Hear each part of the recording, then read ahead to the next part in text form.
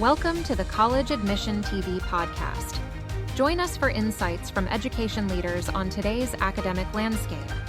We are excited to have Dr. Albert Mosley, president of Morningside University in Sioux City, Iowa, as our guest. I always like to start off with your journey.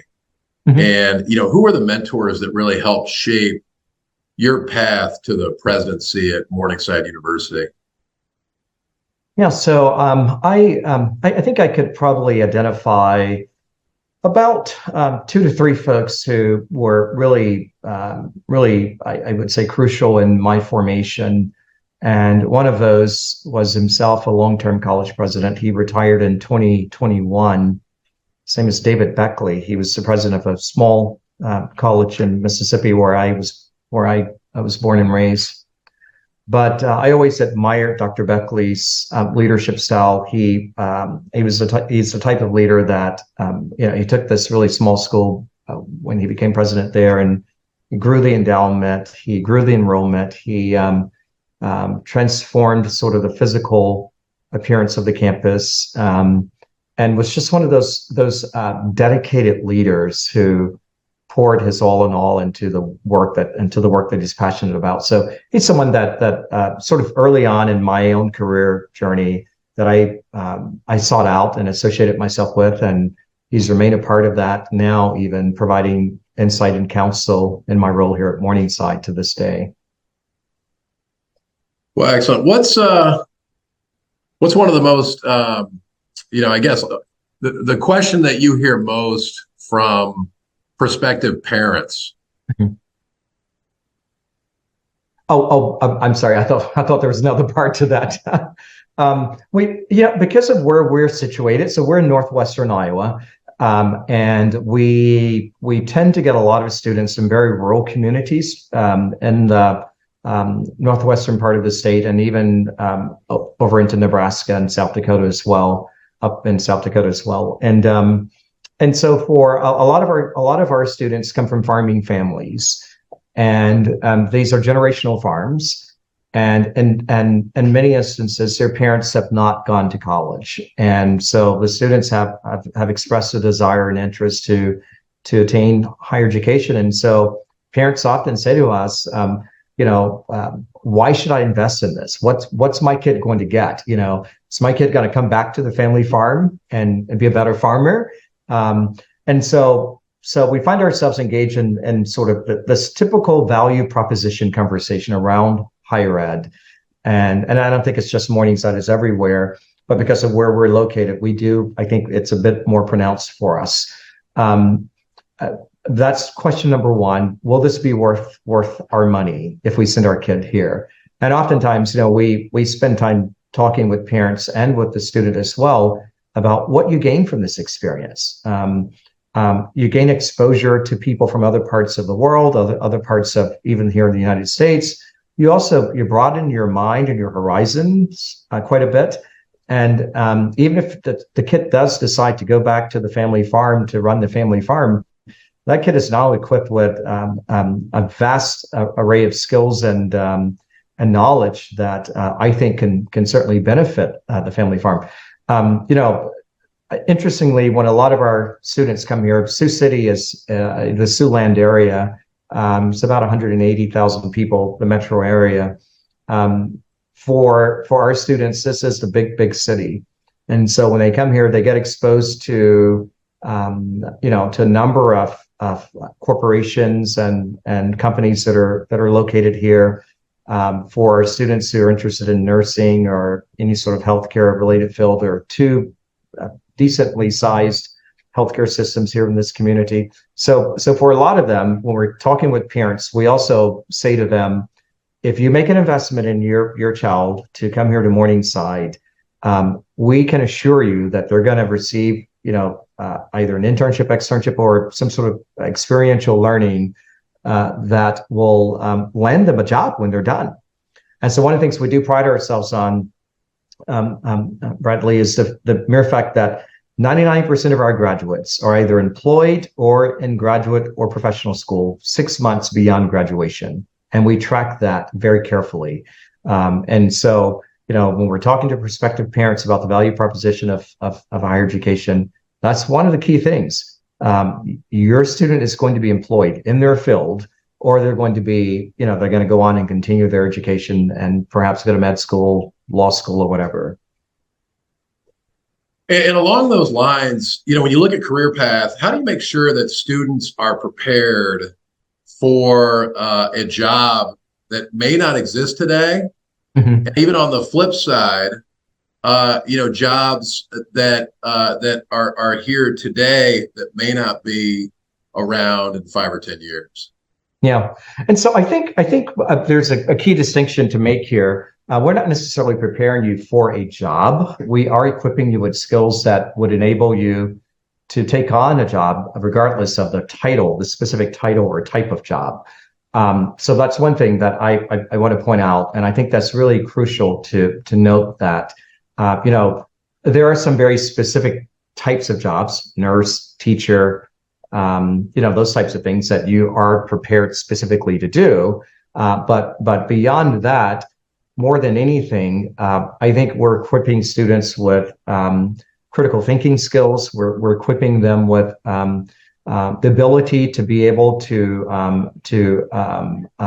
engage with people and civil discourse and those types of things.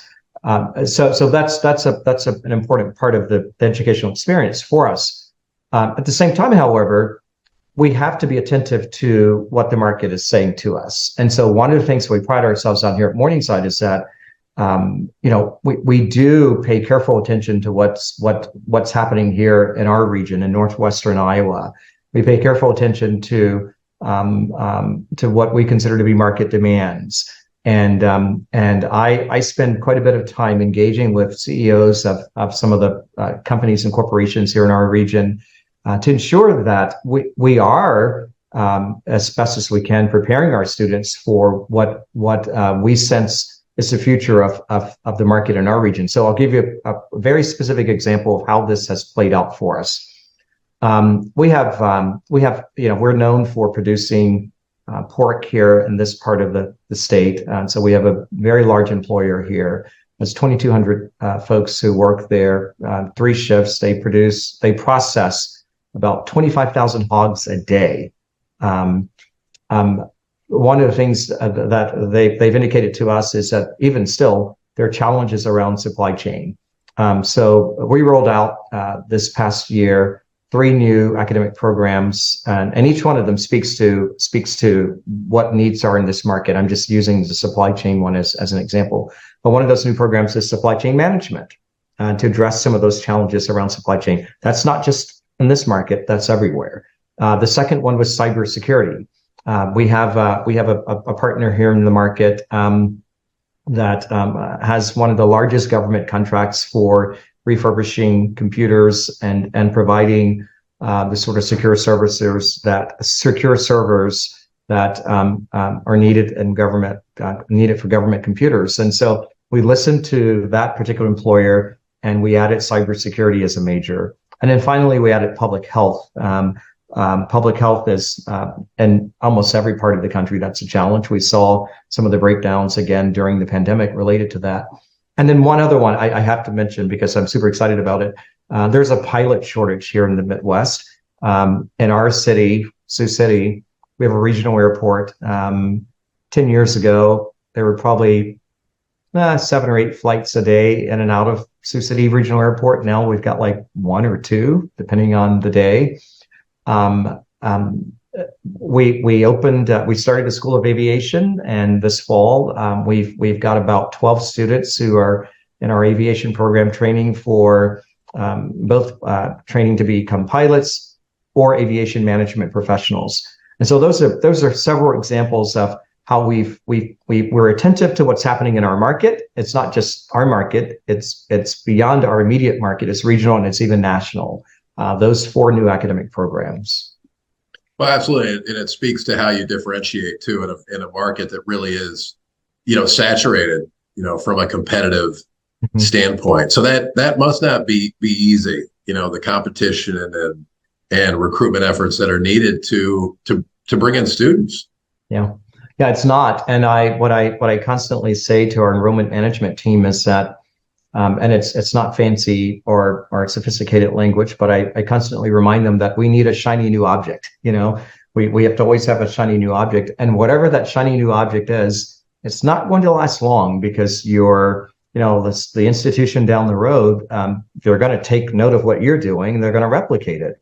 So I'll give you again just an example of that. Morningside is known for having really phenomenal sports and athletic activities here. We've got 28 varsity sports. We added this year women's wrestling. And so we added women's wrestling because women's wrestling is the fastest growing high school sport in the country. Just across the border from us, literally 10 minutes away in South Sioux City, Nebraska, were the state champs, high school state champs for women's wrestling. And I said to our enrollment management folks, all right, they're right in our backyard. Yeah. So when these kids graduate high school, if they want to continue competing in women's wrestling, why not provide them that opportunity to do that here? So we began the process of studying that last year, rolled it out this fall. And of course, now about 4 or 5 other schools in the region are also offering women's wrestling, which is good because we need schools to play against. But at the same time, I'm pretty certain they were taking note of what we were doing and replicating that effort. So, and how important are campus visits to recruitment? Those are central to the entire process. So you can have the brochures, the literature, the website, those types of things. We make a concerted effort to get every prospective student on this campus. In fact, we provide a travel scholarship to enable them to come to visit our campus. I am convinced that when they get here, there's something about this environment that becomes sort of the final selling point for both those students and their parents. We're small enough that you can feel that you have a place here. You're at home, but we're also large enough that you have access to resources that are typically found at larger institutions. Morningside did something about 7 or 8 years ago that most folks would have thought was just unimaginable. We started an ag program, an agriculture program, and we're here in the state of Iowa. You've got 2 huge publics here who focus on ag, and so how are you as a small private going to compete with the 2 large publics who are known for their massive agriculture programs and agronomy programs? So we were like, okay, well, let's try it and give it a shot and see what happens. We get each year, it's wildly successful, the number of students we're getting. And I think they come here because they get this opportunity to engage in hands-on experience that they may not get at our 2 large publics who focus on ag. We have a student-run greenhouse. We've got a huge student-run farm. Our students are engaging in, they're doing all kinds of stuff. They're running the farm, which is not something they're going to get to do at a large institution. Well, and how early do you engage with prospective students and families to get the Morningside name in front of them? Yeah. So I think that, that sort of what we call the enrollment funnel, that pipeline process starts around the sophomore year of high school. And for some, it's even sooner, but generally around the sophomore year of high school, we'll begin identifying prospective students. And our admissions counselors are really great at tracking those students and remaining in contact with them. One of the things that we benefit from also is just the number of students who, the number of prospective students who've had older siblings to attend Morningside, or parents in some instances. And so, we would call those legacy students. So we do benefit a lot from that. I've met, this is the first week of school here for us for the fall semester. I met 2 students yesterday whose older siblings graduated from here. And so they had such positive experiences, and it was just a natural for the parents to say, if you're going to go to college, then you're going to have to go to Morningside because, your brother or your sister had a really great experience there, and we'd like for you to have a similar experience. So how do you address, especially being a private institution, how do you address access and affordability. Yeah. Yeah, those are two real huge challenges for as you said, Bradley, for all private institutions. And we've tried to come up with some creative ways to address it. So one of the things that we noticed is when we look at our retention rates here at Morningside in particular, we noticed in previous years that are what we call first gen students, so students who are the first in their immediate family to go to college, that those students tended to have a lower retention rate than our overall student body.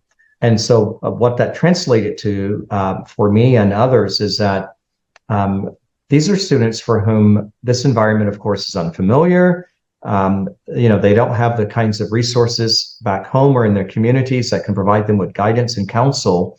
And so we started a couple of special initiatives to ensure that those students are successful. So last year, we had a huge emphasis on first gen students. We started a first gen badging program, for example, faculty and staff who themselves are first gen. I'm first gen. We self-identified as that. You go to in our electronic directory, there's a big badge here that says first gen. So those students, and we let those students know, if you've got questions about anything, go to one of those folks. Anybody can help you, but especially one of those of us who have self-identified as first gen, we can certainly help you. We also launched last year a special recruiting initiative targeting Hispanic students. There is a growing market here of Latina individuals in northwestern Iowa. That initiative is wildly successful. We've got in our first year classes here, quite a number of students from our community who identify as Latina. So that helps us to address the issue of access. Now, affordability, Iowa, I mean, we're very fortunate here in the state of Iowa in that the state has what's called the Iowa Tuition Grant. And so essentially the state provides to the privates up to a certain amount of money to help families offset the cost of attending a private institution versus we only have 3 publics in Iowa, one of the 3 publics in Iowa. And so we benefit from that. And then the institution gives a rather significant amount of aid to students as well. So we have a very robust institutional financial aid or institutional aid through scholarships, loans, and other opportunities to help families support this experience. So I can imagine, as you had mentioned, just the ability to be able to tell stories about your experience, especially for those first generation students. That is such a valuable thing to be able to do. Mm-hmm. I'll take you back. So do you remember that letter?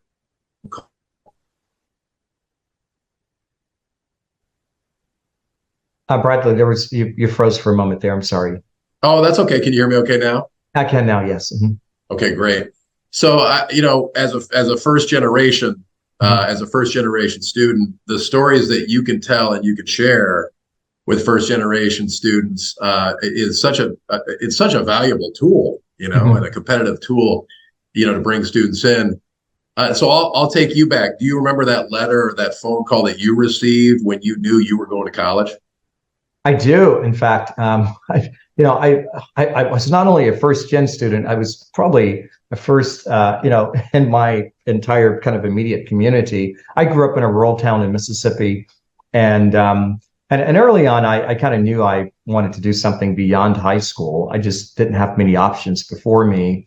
And I remember when I got admitted, I applied to a couple of places, but when I got the first admissions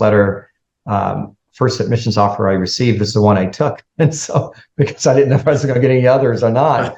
But I'll tell you something really funny about that experience overall is my freshman year, I remember going home for Thanksgiving. And I got home for Thanksgiving break. I'd been there for several months, and I got home for Thanksgiving break. And I saw a stack of letters from my school. And so I said to my mom, I was like, what are these? She goes, I don't know. I didn't open them. And I looked at them, and they were all bills. They were bills saying you got this number of days to pay this. I was like, oh my gosh, you all were supposed to, they didn't know they were supposed to open this stuff, And so at that point, everything was late. The bills were late and everything.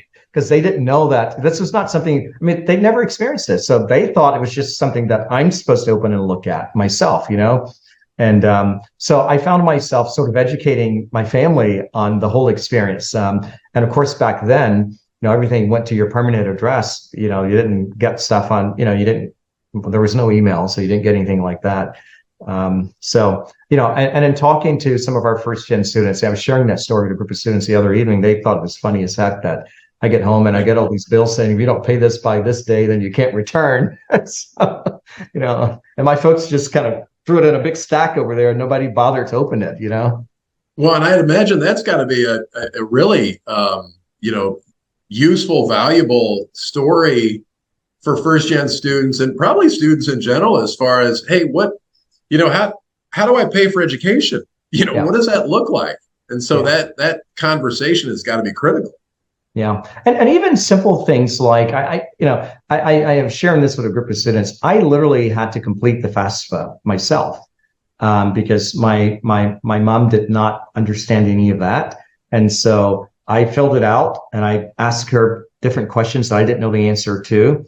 And she gave me the answer to that stuff. Then I would say, all right, you sign it because you're supposed to sign it. But I completed it for her. And this was back when you had to pay for FAFSA and you had to fill it out and mail it off somewhere. And so, but I remember doing that every year on my own. I had to fill it out because it was just not something she was familiar with. It's remarkable how things have changed and how much assistance there is now. So we do have a population of students whose parents are not native English speakers. And so our financial planning, financial aid team here at Morningside, they do an amazing job working with our parents and families, helping them to complete these forms and ensuring that their child receives the best financial aid package that they possibly can. But back then, we just didn't have those kinds of resources available. You were kind of left out there on your own to figure this thing out. So, Well, and so I know I asked you about, that acceptance letter or the phone call, when you heard about, hey, I'm going to college. So I'll ask the same thing about the presidency. Do you remember that phone call or that letter or both when you realized, hey, I'm gonna be the president of Morningside University? Yeah, I do. I was sort of anxiously awaiting for a call to tell me whether it's on or not, because, Morningside did a really open process, which I appreciate. A lot of places, especially private institutions, sometimes they're not as open with their process. And so you're kind of kept in the dark, but they were very open with their process. I knew who the other finalists were. They publicized all of that they put all of that on their website. And I knew when their visits were. That was made public as well. So I knew my visit came in the middle of those, one person had come the week prior to me, and then there's one coming the week after me. And then I also knew that the board was going to meet about 2 weeks after that last visit, and they were going to make a decision and someone would be notified, a certain date. And so, I literally was watching the calendar like, man, I should get a call like today, and it hasn't happened yet. So, but at about 3:00 that afternoon, I get this call, and it was an Iowa area code, and I was like, oh my gosh, they're calling, and I was actually where I was previously. My immediate my boss and the board knew that I was in this process, so everybody was kind of cheering me on and excited for me and everything. And so my wife was actually at my office that afternoon, and my boss had just dropped his head in a few minutes prior, and he's like, heard anything yet? And I was like, no, are you trying to rush me out of here or something? What's going on? He's like, no, I don't want you to hear anything. I want you to stay. And so, but I got the call, and gosh, my heart was racing and everything, And so, but I was super excited about it, and just really, really thrilled to receive that call and to receive an offer from the chair of the board to come to Morningside as their 13th president. Well, and now on a day-to-day basis, what are the top two things that you I can ask objectives, but what are the top two things that you think about, on a regular basis? Yeah, I think, I think this is largely because of the way I'm wired. most of my professional experience has been in development and fundraising. So I'm always thinking about the bottom line for us. And I know that sounds really kind of technical, but that bottom line, where we end up, enables us to then provide the types of experiences and services that our students deserve and need. And so I worry quite a bit about, are we going to make budget? Are we going to be able to, our students come here anticipating and expecting a certain type of experience. I want to ensure that they get that.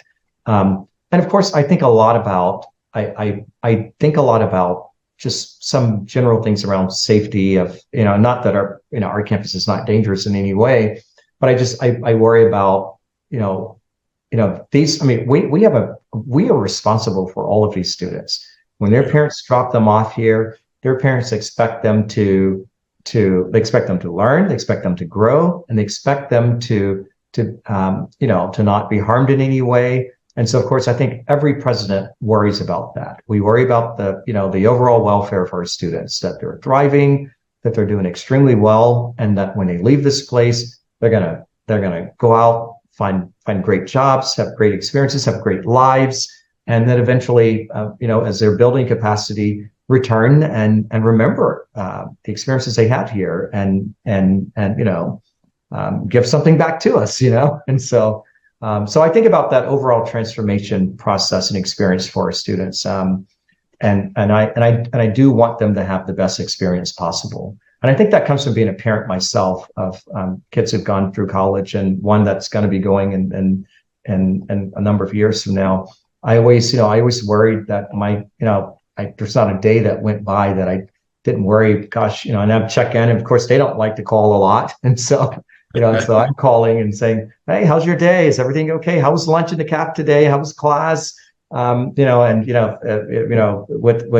have two sons who are older and a daughter who's older. Always asking them, "Hey, what time are you walking back to your dorm? I want to make sure you're not walking too late," and that sort of stuff. Just those types of things. And I think it helps as a parent to have that sort of perspective, because to a certain degree, and I've got to work on my terminology. I refer to students often as kids, and I've got to, kind of not do that and refer to them as students, but I do see them as kind of my children almost. Well, and talk about the advantages of being a smaller institution compared to larger flagship public state schools, let's say. Just that ability as the president to truly get to know students and staff, and really engage students in every class, but also freshmen that come in that, it's new. As you said, there's a lot of first generation, but even students that aren't first generation, it's a new experience. So getting them to be involved and engaged may not be the easiest thing. So how do you go about doing that? And talk about the advantages of that belonging and community. Yeah. Well, I'll speak to it from a couple of perspectives. During my interview process here, during my visit here at Morningside, one of the things that I now know that people talked a lot about was, and this is, I joke about this to friends. I say the one gift I know that I have is my ability to retain names. And so when I meet a person for the first time, if I see you 5 days later, I'm going to call you by your name. And that happens very often here on this campus. I mean, students are, they're blown away by the fact that when I'm in the caf, I'll say, "Hi, Jacob, how are you?" And they're like, "How did you remember my name?" And it's, it means a lot.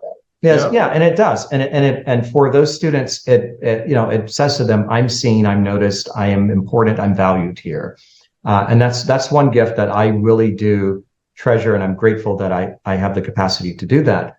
I jokingly say to my wife, I can't promise you what I'm going to be able to remember when I'm 70, but right now I can remember everybody's name. At 70, I may not remember my own name. So, but anyway, but in a small environment like this, our students are afforded the opportunity to build those kinds of relationships with both faculty and staff.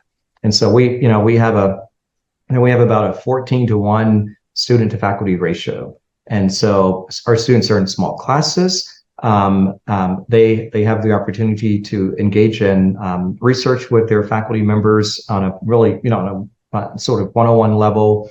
I mean, it's just amazing to be in an environment where, you're gonna, I mean, as I said, we're large enough that you have all these advantages, but we're also small enough that you are seen, you are known in this environment. We brought in our freshman class. They moved in on Sunday, and I can't begin to tell you, Bradley, the number of faculty and staff we had helping students to move in, helping families to move in. And families are blown away by that. They pulled up and, I imagine it was so hot here Sunday. It was like, it was literally about 98 degrees on Sunday. And so folks pulled up and they were probably thinking it's going to take an hour to unload this car. And we had teams of people out there, myself included, my wife, one of our kids, and all the members of the cabinet were there. That was one of the things I said to them, guys, this is what we're going to do this weekend. We're going to help people move in. And we met a lot of the first year students during that. And then later that day, we had this massive welcome party with food trucks and all of that. And some of the same people we just helped moved in, we see them, we're talking to them. And they're blown away by the fact that, oh my gosh, the president, the vice president, the dean of students, all these folks are here helping with this, Yeah. I mean, talk about distinctive, when you talk about differentiators and not just benefits of an institution, but true differentiators. I mean, from my vantage point, that's a huge differentiator to be able to meet the president, the cabinet, staff members at move-in day. That's got to really help. I know as a parent myself, that would make me feel overjoyed and very comfortable that my son or daughter would be going to Morningside. Yep. Yeah. And we're lifting all the heavy boxes and everything. I had, I've got one or two cabinet members who as I jokingly said to them, they're show-offs, and so they were lifting like the fridges by themselves, the small fridges by themselves. Like, I'm not trying to break my back here, guys. I can lift stuff, but I'm not going to lift the fridge by myself. So, yeah. Well, and so, I often hear the words "meet students where they are." I mean, I think that's a common, maybe you say a mantra, saying what have you. But I know that you have about 2,500 students, and it's roughly 50-50 undergrad grad. Is that fair to say? Mm-hmm. And I know that most, if not all, grad students are online. Right. Yep. And so can you talk a little bit about, hey, we're meeting students where they are, not necessarily where we can provide them, a solution or an academic setting, but we're meeting them where it's easy for them to learn. Yeah, so our grad programs are both, our grad programs are all in two of our schools, in the School of Nursing and School of Education. And as you've rightly pointed out, they're all virtual programs. And so in the School of Education, for example, we have the Master of Arts in Teaching, and we have a initial licensure type program for folks who are transitioning from other professions to teaching. These people are, in some instances, hundreds of miles away. And there are also people with families. They have full-time jobs. They have other commitments. It would be completely, back to your initial question, one of the earlier questions around access. I mean, imagine the barriers that would be placed in front of them if we said, you've got to come to Sioux City, 2 nights a week or whatever. So gratefully, our deans and our, the provost and other leaders, they were very, very thoughtful about how we structure these offerings. The same can be said for our nursing program. We have a terminal degree in nursing here, a doctorate of nursing practice. The folks who earn the DNP, these are full-time people who are working in hospital or clinical settings. And I mean, they're working sometimes 8 to 12-hour shifts daily. And so providing for them the opportunity to complete this work virtually simply increases the accessibility of those types of degree offerings to people like that. And so we pride ourselves on that, we've and the quality is phenomenal.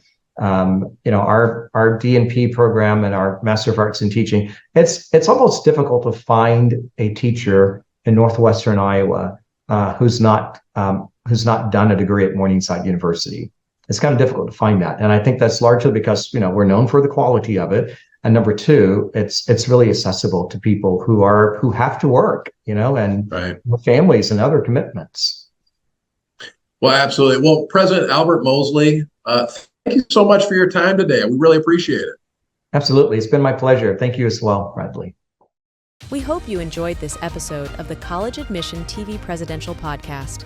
Stay tuned for our next episode, where we'll bring you another insightful conversation with a distinguished leader in higher education.